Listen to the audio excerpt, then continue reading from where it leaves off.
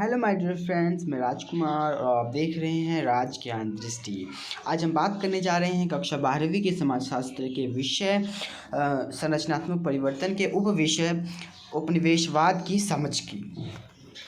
एक स्तर पर एक देश के द्वारा दूसरे देश पर शासन को उपनिवेशवाद माना जाता है और आधुनिक काल में पश्चिमी उपनिवेशवाद का सबसे ज़्यादा प्रभाव रहा है। भारत के इतिहास से यह स्पष्ट होता है कि यहाँ काल और संस्थान के अनुसार विभिन्न प्रकार के समूहों का उन विभिन्न क्षेत्रों पर शासन रहा जो आज के आधुनिक भारत को निर्मित करते हैं। उपनिवेशवाद क्या है? एक देश का दूसरे देश पर शासन है। और आधुनिक भारत में क्या है? पश्चिमी उपनिवेशवाद सबसे ज़्यादा प्रभावित रहा। जो भारत का इतिहास है वह अलग अलग शासकों द्वारा जो है शासित किया जाता हमें प्रतीत होता है और दिखाई देता है। जो आज का आधुनिक भारत है वह उपनिवेशवाद की देन है। इसे कहा जाए तो इसे यह बात झूठी नहीं होगी। लेकिन जो औपनिवेशिक शासक की किसी अन्य शासन से अलग और अधिक प्रभावशाली रहा, जो कि उपनिवेशवाद है, जो यह किसी शासन इतिहास से अधिक प्रभावशाली रहा है और इसके कारण जो परिवर्तन आए वह अत्यधिक गहरे और भेदभावपूर्ण रहे। इतिहास ऐसे उदाहरणों से भरा पड़ा है जिसमें दूसरे देश के क्षेत्रों पर कब्जा करके राजनीतिक क्षेत्र का विस्तार किया गया और ऐसे अनगिनत उदाहरण हैं जिसमें कमज़ोर लोगों पर शक्तिशाली लोगों ने शासन किया। लेकिन गौर करने वाली बात यह है कि पूंजीवाद के आने से पहले के साम्राज्य और पूंजीवादी दौर के शासन में गुणात्मक अंतर है। अब यहाँ पर क्या बात कही गई है कि जो हम देखते हैं इतिहास अगर उठाकर, तो प्रत्येक उपनिवेशवाद जो देश है, जो देश गुलाम रहा है, उसमें बहुत से सांस्कृतिक, राजनीतिक और परिवर्तन आए हैं। और गौर करने की बात यह है कि जो पूंजीवाद है भारत में, पूंजीवाद का साम्राज्य और पूंजीवाद के दौर का जो शासन है उसमें क्या है, एक बहुत अंतर है। और पूर्वी पूंजीवाद शासक अपने प्रभुत्व से लाभ प्राप्त कर सकें जो उनके निरंतर शासन अथवा विस्तार से व्यक्त होता है। कुल मिलाकर पूर्व पूंजीवादी शासक समाज के आर्थिक आधार में हस्तक्षेप नहीं कर सके। जो पूर्व में पूंजीवाद था उसमें क्या है, सामाजिक आधार में क्या है, कोई वो दखल नहीं दिया गया। उन्होंने क्या है, परंपरागत आर्थिक व्यवस्था पर कब्जा करके अपनी सत्ता को बनाए रखा। अब जो पहले के जो शासक हुआ करते थे और पहले का जो उपनिवेशवाद हुआ करता था, पूंजीवाद हुआ करता था, वह के जो परंपरागत रूप से चलता आ रहा आर्थिक स्रोत है, आर्थिक संसाधन, उन पर ही कब्जा किया जाता था और संपूर्ण पर नहीं। लेकिन हम देखते हैं कि जो अंग्रेज़ों ने है वह संपूर्ण देश की शासन व्यवस्था पर कब्जा कर और संपूर्ण पूंजी पर व्यवस्था कर जो है अपना नियंत्रण स्थापित कर लिया था। इसके विपरीत जो है ब्रिटानी उपनिवेशवाद पूंजीवाद व्यवस्था पर आधारित था। तो वही कि मतलब एक निजी पूंजीपति और निजी स्वामित्व को बढ़ावा देना। तो अंग्रेज़ों ने निजी स्वामित्व और निजी संपत्ति को बढ़ावा दिया और जिनसे क्या है, ब्रिटानी पूंजीवाद का विस्तार हुआ और उसे मजबूती मिली। उदाहरण के लिए भूमि संबंधी नियमों को लें, और ब्रिटानी उपनिवेशवाद ने केवल भूमि स्वामित्व के नियमों को ही नहीं बदला, अपितु यह भी निर्धारित किया कि कौन सी फसल उगाई जाए। अब उन्होंने केवल जो है भूमि का अधिकार किसके पास होगा और किसके पास नहीं होगा, इस पर ही हस्तक्षेप नहीं किया, इसमें ही सुधार, इसमें ही बदलाव नहीं किए, बल्कि उन्होंने यह भी निर्धारित कर दिया कि कौन सी फसल उगाई जाएगी, किसानों द्वारा कौन सी फसल उगवाई जाएगी। और इसने उत्पादन क्षेत्र को भी नहीं छोड़ा और वस्तुओं के उत्पादन की प्रणाली और उनके वितरण के तरीक़ों को भी बदल दिया। और यहाँ तक कि ब्रिटिश उपनिवेशवाद ने ब्रिटिश पूंजीवाद के प्रसार के लिए जंगलों को भी नहीं छोड़ा। अब जो ब्रिटिशर्स थे, अंग्रेज़ थे, उन्होंने कृषि में जो बदलाव किए, कृषि के स्वामित्व में मालिकाना हक जो ज़मीन का था उसमें बहुत से बदलाव किए। उसके साथ साथ यह भी बदलाव किया कि जो फसल बोई जाएगी उस ज़मीन पर, वह भी कौन सी फसल होगी उसको भी निर्धारित किया इन्होंने। और यहाँ तक कि उसकी जो प्रणाली है वस्तुओं के वितरण की और उसका व्यापार करने की, उस पर भी अपना ही नियंत्रण रखा। और यहाँ तक कि उन्होंने जंगलों को भी नहीं छोड़ा और उन्होंने पेड़ों की कटाई और बागानों में चाय की खेती की शुरुआत करवा दी। अब उन्होंने बड़े बड़े जो जंगल थे उनको साफ़ करवा दिया और उसको खेती के लिए इस्तेमाल करवाने लगे और चाय बागान विकसित किए और जंगलों को नियंत्रित एवं प्रशासित करने के लिए अनेक कानून भी बनाए। उन्होंने ऐसे कानून बनाए जो कि उनके काम में बाधा पहुंचाया करते थे। ऐसे बाधाओं से बचने के लिए बहुत से कानून बनाए और यह कानून सीधे सीधे अंग्रेज़ों और व्यापारियों और उद्योगपतियों, जो कि अंग्रेज़ों के ही हुआ करते थे, उनको लाभ पहुंचाने के लिए बनाए जाते थे। और इससे क्या है, जंगल पर आश्रित गणरीय व ग्रामीण लोगों के जीवन में परिवर्तन आए। अब क्या है, जो जंगलों में पहले खुले तौर पर हम पशुओं को चरा लिया करते थे या खुले तौर पर जंगलों से लकड़ियां और फल और जड़ी बूटियां जो है प्राप्त करना लोगों का आम दिनचर्या हुआ करता था, उस पर क्या है पाबंदी लगा दी गई। जो गणरीय थे, पशुओं को चराने वाले या पशुपालन करने वाले, उनको क्या है अब अन्य विकल्पों पर निर्भर रहना पड़ा और उनको नए तरीके ढूंढने पड़े और उनको बेहद गरीबी का सामना करना पड़ा, क्योंकि उनका जो परंपरागत आय का स्रोत था या उनका दिनचर्या थी उसमें परिवर्तन आए और नए उपनिवेशिक कानूनों के अंतर्गत ग्रामीणों और चरावाहों व गणरियों का जो जंगलों में आना जाना प्रतिबंधित कर दिया गया था, वही उनको आने जाने से रोक लगा दी गई। और अब क्या है, जंगलों से भेड़ बकरियां, गाय भैंसों आदि पशुओं के लिए चारा इकट्ठा करना क्या है दुर्लभ हो गया था। अब उनको मुफ्त में या मनमाना तौर पे पशुओं को जंगलों में नहीं चरा सकते थे या उनको नहीं लेके जा सकते थे चारा इकट्ठा करने के लिए। और नीचे दिए गए बॉक्स में संक्षेप में बताया गया है कि किस प्रकार औपनिवेशिक कानून, विशेषकर जंगलों से संबंधित कानून ने पूर्वोत्तर भारत का प्रभाव डाला और इस संबंध में पूर्वोत्तर भारत में जंगलों से संबंधित औपनिवेशिक नीतियां उल्लेखनीय हैं। अब इस बॉक्स में हमें पढ़ने से पता चलेगा कि किस तरह से जो पूर्वोत्तर हिस्सा था भारत का, उसमें जंगलों को किस तरह से प्रभावित किया गया और उससे संबंधित जो लोग थे उनको किस तरह के उनका जीवन प्रभावित हुआ और उससे संबंधित क्या नीतियाँ थीं उसको हम जानेंगे। तो इस बॉक्स को हम पढ़ते हैं। पूर्वोत्तर भारत में जंगल से संबंधित औपनिवेशिक नीतियाँ क्या रहीं। पूर्वोत्तर भारत यानी जो आज का असम, बंगाल का क्षेत्र है, वह क्षेत्र 7 बहनों 7 राज्यों वाला जो क्षेत्र है पूर्वी भाग हमारा, उस क्षेत्र की बात की जा रही है। बंगाल में रेलवे की शुरुआत, और तब का बंगाल जो है और आज का जो बिहार, झारखंड और उड़ीसा का जो क्षेत्र है, यह संपूर्ण क्षेत्र तब का बंगाल हुआ करता था। तो जो है बंगाल में क्या है, अभी यहाँ मुख्य कलकत्ता वाले बंगाल की बात हो रही है।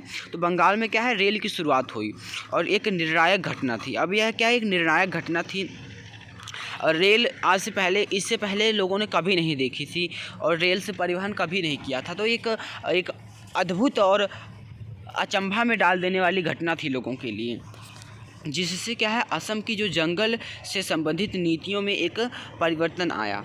अब जो रेल की शुरुआत हुई तो उसमें जो है जंगल की जो संबंधित नीतियाँ थी उससे प्रभावित हुई। अब जंगल और रेल का क्या संबंध है हम जानेंगे, जानना और रोचक होगा। उस समय असम बंगाल प्रांत का ही हिस्सा था। अब जो असम है वह भी बंगाल का ही हिस्सा हुआ करता था और असम के क्षेत्र में पूरा संपूर्ण जो नॉर्थ ईस्टर्न पार्ट से है हमारा वो आता था, तो वह भी बंगाल का ही हिस्सा हुआ करता था। अब ये नीतियाँ उदार न होकर हस्तक्षेपवादी हो गई। अब क्या जो जंगल संबंधित नीतियाँ थी अंग्रेज़ों की उदारवादी यानी कि अधिक सरकार का दखल ना होना किसी चीज़ में। अब उसमें क्या है अधिक दखल होने लगा जंगलों के अधिकार क्षेत्र में। अब जैसे जैसे रेलवे के शयनयानों की मांग बढ़ी वैसे वैसे असम का वह जंगल जो व्यावसायिक दृष्टि से बहुत उपयोगी नहीं था, राजस्व कमाने का एक आकर्षक संसाधन बन गया। अब क्या है कि जो रेल की पटरियां बिछाने का जो काम था और या शयनयानों या में जो रेल लकड़ी की आवश्यकता थी, उसकी आवश्यकता और उसकी आपूर्ति को पूरा करने के लिए असम के जंगलों को साफ किया गया। और उनको यहाँ असम के जंगल आकर्षक लगे और व्यावसायिक दृष्टि से उन्हें लाभ पहुँचाने के योग्य लगे। तो राजस्व कमाने का एक आकर्षक संसाधन बन गया और उन दिनों का असम जो है आज के 7 पूर्वोत्तर राज्यों से मिलकर बनता था, जैसा कि मैंने बताया। तो और 1861 और 1868 के बीच 269 वर्ग मील का जो विस्तृत जंगल आरक्षित घोषित कर दिया गया। अब अंग्रेज़ों ने क्या है, एक आरक्षण प्रणाली की शुरुआत की, आरक्षित क्षेत्र की शुरुआत की, यानी कि जो उन्होंने बड़े बड़े क्षेत्र, बड़े बड़े जंगलों को क्या है आरक्षित घोषित करना शुरू कर दिया। आरक्षित यानी कि उसमें क्या है, अब कोई बिना परमिट के, बिना इजाज़त के लकड़ियाँ इकट्ठी करने, पशुओं को चराने नहीं जा सकता है। अब उसमें क्या है, अंग्रेज़ों का अधिकार होगा उस क्षेत्र, उस आरक्षित क्षेत्र पर। तो इन्होंने 1861 से 1878 के बीच क्या है 269 वर्ग मील का जो क्षेत्र है वह आरक्षित घोषित कर दिया। और फिर बाद में सन 1994 तक अब बढ़ते बढ़ते इनका जो क्षेत्र, आरक्षित क्षेत्र है, कितना हो गया, 3683 वर्ग मील हो गया था इनका क्षेत्र। और यह बढ़ते बढ़ते 19वीं शताब्दी तक, अब 19वीं शताब्दी तक कितना हो गया के अंत तक क्या है 20,061 वर्ग मील हो गया था अब इनका। अब आरक्षित क्षेत्र का जो विस्तार है यह करते गए और जिसमें क्या है कुल प्रांत का 42.2% क्षेत्र था। अब जो बंगाल का क्षेत्र था, बंगाल क्षेत्र यानी उड़ीसा, झारखंड, बिहार और आज का बंगाल, बांग्लादेश और असम, पूरा यह बंगाल हुआ करता था। तो उसका कुल का 42.2% क्षेत्र क्या है आरक्षित घोषित हो चुका था। और इसमें क्या है 3609 वर्ग मील को आरक्षित रखा गया था। जिसमें क्या है गौर करने की बात यह है कि जंगल का वो बड़ा क्षेत्र जिसमें आदिवासी समुदायों का निवास था और जो सदियों से वहाँ जीवन यापन करते आए थे भी प्रशासकीय नियंत्रण में आ गया। और पहाड़ी क्षेत्रों में आदिवासी जनजातीय समुदाय जंगलों से संबंध होकर प्रकृति के साथ मैत्रीपूर्ण जीवन जीते थे। अब क्या है, इन जंगलों में जो आरक्षित क्षेत्र घोषित करना शुरू किया गया, तो इन जंगलों में परंपरागत रूप से और प्राचीन समय से क्या है आदिवासी यहाँ पर रहते आए थे, निवास करते आए थे। तो उनको भी वहाँ से बेदखल कर दिया गया, वहाँ से पलायन कर जाना पड़ा था या उनको अंग्रेज़ों के नियंत्रण में रहना पड़ा था। तो इस तरह से आदिवासियों के जीवन में भी परिवर्तन आए। रेल के आने से जंगल में परिवर्तन आए, जंगल की नीतियों में परिवर्तन आए और जंगल से क्या है आदिवासी भी प्रभावित हुए। और उपनिवेशवाद ने क्या है लोगों की आवाजाही को भी बढ़ाया। अब क्या है, जब रेल विकसित हुआ, परिवहन साधन सुदृढ़ हुआ, तो अब आम लोग जो थे या लोगों का जो जीवन चर्या था, आना जाना था एक जगह से दूसरी जगह, उसमें भी बढ़ोतरी हुई और भारत के एक हिस्से से दूसरे हिस्से में आना जाना क्या है चलता रहा। जैसे आज के झारखंड प्रदेश से उन दिनों बहुत से लोग चाय बागानों में मजदूरी करने के उद्देश्य से असम आए। अब आना जाना इस वजह से भी हुआ कि अब मजदूरों और श्रम की आवश्यकता बढ़ती चली गई थी चाय बागानों के बढ़ने से। तो एक जगह से दूसरी जगह तक मजदूरों का पलायन भी अब बढ़ गया था। और उन्हीं दिनों एक नए मध्य वर्ग का भी उद्भव हुआ जो मुख्यतः बंगाल और मद्रास क्षेत्र से था। उसमें वे लोग थे जिनको उपनिवेशवादी शासन ने देश के विभिन्न भागों से सेवा के लिए चुना था। और इसके अलावा विभिन्न पेशेवर लोग जैसे कि डॉक्टर तथा वकील। अब क्या है, एक मजदूर वर्ग तैयार हुआ तो उसके साथ ही एक मध्यम वर्ग भी तैयार हुआ। मध्यम वर्ग जो पढ़ा लिखा वर्ग था और उसको जो प्रशासकीय काम में सहयोग के लिए पूरे देश से चुना जाता था। और उदाहरण के लिए हम वकील और डॉक्टर्स को ले सकते हैं। और इन सरकारी सेवाकर्मियों और व्यवसायियों का भी बहुत आवागमन होता रहा। अब जो इस तरह के प्रशासकीय क्षेत्र में सहयोग करने के लिए जो वर्ग विकसित हुआ, इनका भी एक जगह से दूसरी जगह तक ट्रांसफ़र होना या नियुक्ति होना, तो उसके लिए आवागमन इनका भी होता रहा। और यह आवागमन भारत तक ही सीमित नहीं रहा और उपनिवेशवाद उपनिवेशवादी शासन ने भारतीय मजदूरों एवं दक्ष सेवा कर्मियों को जहाज़ों के माध्यम से सुदूर एशिया, अफ्रीका और अमेरिका में स्थित अन्य उपनिवेशों में भी भेजा। अब ब्रिटिशर्स और अंग्रेज़ों का जो उपनिवेशवाद है वह केवल भारत में ही नहीं अन्य देशों में भी फैला हुआ था। तो अन्य देशों में जहाँ भी इनको श्रम की आवश्यकता पड़ती, जहाँ भी इनको प्रशासकीय रूप से कमज़ोर महसूस करते, वहाँ अपने प्रशासकों और अपने सेवा कर्मियों को भेजने के लिए इन्होंने जहाज़ों के माध्यम से अन्य देशों में, एशिया, अफ्रीका, चाहे अमेरिका हुआ, यहाँ इन्होंने भेजा। तो इस तरह का परिवहन जो है बढ़ता चला गया। तो कितने लोग जो जहाज़ पर रास्ते में ही मर जाते थे। अब जो मज़दूरों को भेजा जाता था वह एक महीने लंबी यात्रा होती थी समुद्र की। तो उसमें क्या है, उनको खाने की कमी हो जाना या समुद्री तूफ़ान आ जाना, बहुत से जो घटनाएं घट जाती उनके साथ में रास्ते में ही। और तो इस तरह से रास्ते में ही जाते जाते अधिकतर मज़दूर मर जाया करते थे। और जाने वाले अधिकांश लोगों में से कुछ तो कभी लौट कर ही नहीं आते थे। अगर जो वहाँ जाते थे, काम धंधे करते थे, अगर उनको जब लौटने की बारी आती थी तो लौट कर ही नहीं आते थे। और आज उन भारतीयों के वंशजों को भारतीय मूल का माना जाता है। अब हम देखते हैं कि अमेरिका में फ़लाना व्यक्ति भारतीय मूल का है, जैसे कि अमेरिका की जो उपराष्ट्रपति हैं कमला हैरिस, तो वो क्या है, उनको कहा जाता है कि भारतीय मूल की हैं, भारतीय मूल की। अब वो हैं तो अमेरिकन, लेकिन भारतीय मूल की, मतलब कि उनके जो पूर्वज हैं कभी न कभी भारतीय रहे होंगे। उनके जो पूर्वज हैं भारत से ही अमेरिका जाकर बसे होंगे और अमेरिका में उनकी जो संतानें हैं और पीढ़ियां हैं आती गईं और वह भारतीय मूल के कहलाएं। तो इसी तरह के उदाहरण हमें कमला हैरिस का देखने को मिलता है। एक जाना माना नाम। दुनिया के अनेक देशों में भारतीय मूल के लोग पाए जाते हैं जो वस्तुतः भारत के उपनिवेशवादी शासन के दौरान उन देशों में पहुँचे। अब यह जो भारतीय मूल के लोग हैं या उसी उपनिवेशवाद के दौर में, अंग्रेज़ों के शासन के दौर में उन देशों में पहुँचे होंगे उनके जो पूर्वज हैं। व्यवस्थित शासन के लिए उपनिवेशवाद ने विभिन्न क्षेत्रों में भारी परिवर्तन की शुरुआत की और ये परिवर्तन वैधानिक, सांस्कृतिक तथा वास्तुकला आदि क्षेत्रों में लाए गए। अब जो ब्रिटिशर्स हैं और जो उपनिवेशवाद है, यह क्या है, बहुत से नियम कानून बनाने में बहुत आगे थे अंग्रेज़। तो हर बात को लेकर कोई ना कोई नियम बना देता, हर बात को लेकर कोई ना कोई कानून बना देना इनके लिए आम थी। तो हर क्षेत्र में इन्होंने वैधानिक हो, संवैधानिक हो, सांस्कृतिक हो, वास्तुकला आदि क्षेत्रों में हर में इन्होंने परिवर्तन ला दिया अपने कानूनों के माध्यम से। तो वस्तुतः उपनिवेशवाद बृहत इनकी बड़े और तीव्र रूप से लाए गए परिवर्तनों की कहानी है। अब उपनिवेशवाद क्या है, जो परिवर्तन है और बड़े और तेज़ी से लाए गए परिवर्तन हैं, उन्हीं की तो एक कहानी है एक।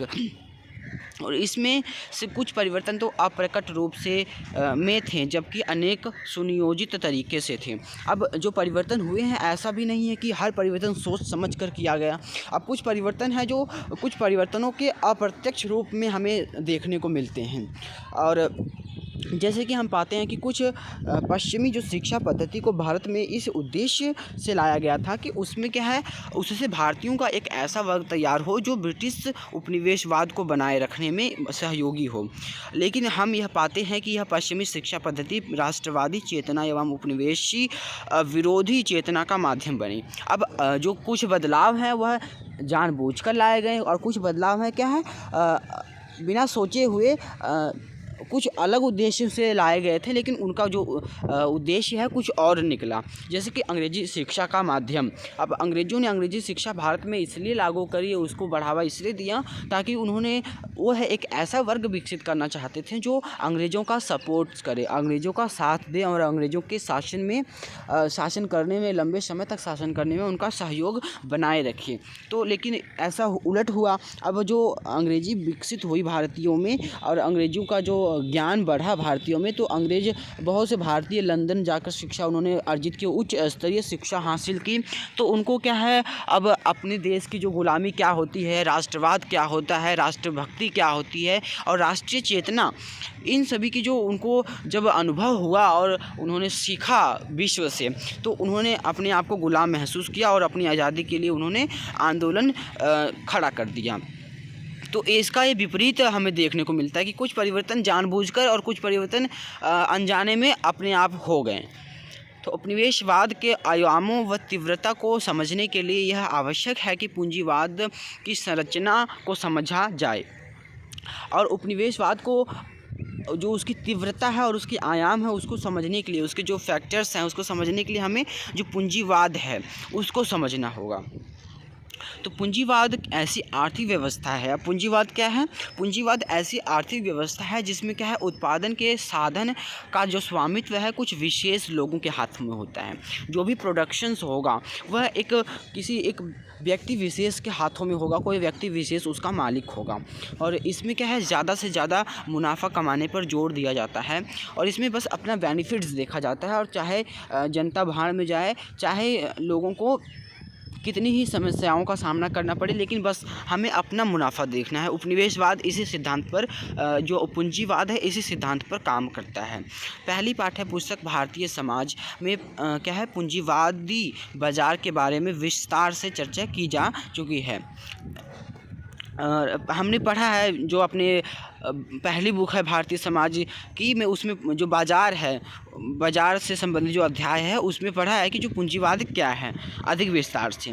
तो पश्चिम में जो पूंजीवाद का जो प्रारंभ है एक जटिल प्रक्रिया के फलस्वरूप हुआ। अब पश्चिम में जो पूंजीवाद क्या है, एक जटिल प्रक्रिया थी और इस प्रक्रिया में क्या है, मुख्य रूप से यूरोप द्वारा शेष दुनिया की खोज और गैर यूरोपीयों देशों की संपत्ति और संसाधनों का दोहन और विज्ञान और तकनीक का अद्वितीय विकास और इसके उपयोग से उद्योग एवं कृषि में रूपांतरण आदि सम्मिलित है। अब जो पश्चिमी जो पूंजीवाद है उसकी क्या अवधारणा है, उसका क्या उद्देश्य रहा कि शेष दुनिया की खोज करना, यानी जो अतिरिक्त दुनिया है और भी दुनिया है उसकी खोज करना, दुनिया से आशय देशों से है, और गैर यूरोपीय देशों की संपत्ति। अब जो यूरोपीय देशों के अलावा जो संपत्ति है और उनका जो संसाधन है उनका दोहन करना, उनका अधिक से अधिक उपयोग करना अपने लाभ के लिए। विज्ञान और तकनीकों में क्या है, बहुत विकास करना और इसके उपयोग से, अब विज्ञान और तकनीक के उपयोग से क्या है, कृषि में बदलाव लाना और उसमें जो है कृषि और उद्योगों को बढ़ावा देना। यह पश्चिमी उपनिवेश पूंजीवाद की अवधारणा थी। पूंजीवाद को प्रारंभ से ही इसकी गतिशीलता, वृद्धि की संभावनाएं और प्रसार और नवीकरण और तकनीक और श्रम के बेहतर उपयोग के लिए जाना गया।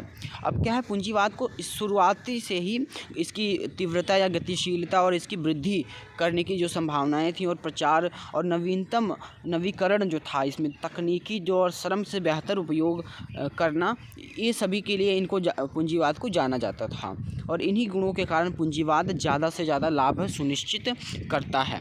अब पूंजीवाद के यही गुण होते हैं कि इसमें क्या है, कृषि में रूपांतरण, बदलाव होते हैं और इसमें क्या है, वृद्धि की संभावनाएं बहुत बनी रहती हैं, प्रसार होता है किसी भी चीज़ का, नवीकरण, नए नए टेक्निक्स विकसित होते हैं, इसमें तकनीक विकसित होती है और बेहतर श्रम का जो है उपयोग हो पाता है। अब पूंजीवादी दृष्टिकोण से बाजार को एक वृहद भूमंडलीकृत रूप में देखा गया। अब जो पूंजीवादी दृष्टिकोण से क्या, बाजार एक बड़ा ग्लोबल जो है मंच उनको दिखा और पश्चिमी उपनिवेशवाद का जो पश्चिमी पूंजीवाद के विकास से अन्योन्मिश्रित संबंध है। जो पश्चिमी उपनिवेशवाद है और पश्चिमी पूंजीवाद है उसमें क्या है, गहरा संबंध है। यही बात औपनिवेशिक भारत के संदर्भ में भी कही जा सकती है। भारत में पूंजीवाद के विकास के कारण औपनिवेशवाद प्रबल हुआ। अब जो भारत में पूंजीवाद है वह बढ़ा तो उसी की वजह से जो है उपनिवेशवाद भी बढ़ा।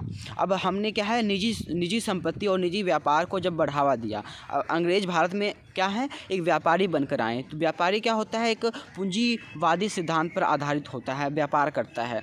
तो उसी पूंजीवाद ने, ईस्ट इंडिया कंपनी जो है एक व्यापारिक कंपनी थी और पूंजीवाद पर आधारित थी, तो हमने पूंजीवाद को बढ़ावा दिया। तो पूंजीवाद जब बढ़ा तो उसकी वजह से ही उपनिवेशवाद भी प्रबल हो गया और हम गुलाम हो गए। और इस प्रक्रिया के दूरगामी प्रभाव भारत की सामाजिक, सांस्कृतिक और आर्थिक राजनीतिक संरचना पर पड़े। और जब भारत उपनिवेशवाद का शिकार हुआ और गुलाम हुआ तो इसकी जो सामाजिक और सांस्कृतिक, आर्थिक और राजनीतिक संरचना थी इसमें बेहद और बड़े स्तर पर जो है परिवर्तन आए।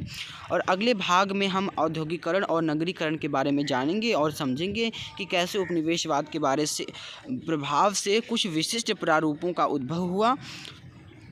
अब हम अगले जो पार्ट है अपना इस विषय अध्याय का, उसमें औद्योगिकरण और नगरीकरण क्या होता है उसको हम जानेंगे। अगर पूंजीवादी व्यवस्था जो सशक्त आर्थिक व्यवस्था बन सकती है तो राष्ट्र राज्य भी सशक्त एवं प्रबल राजनीतिक रूप ले सकता है।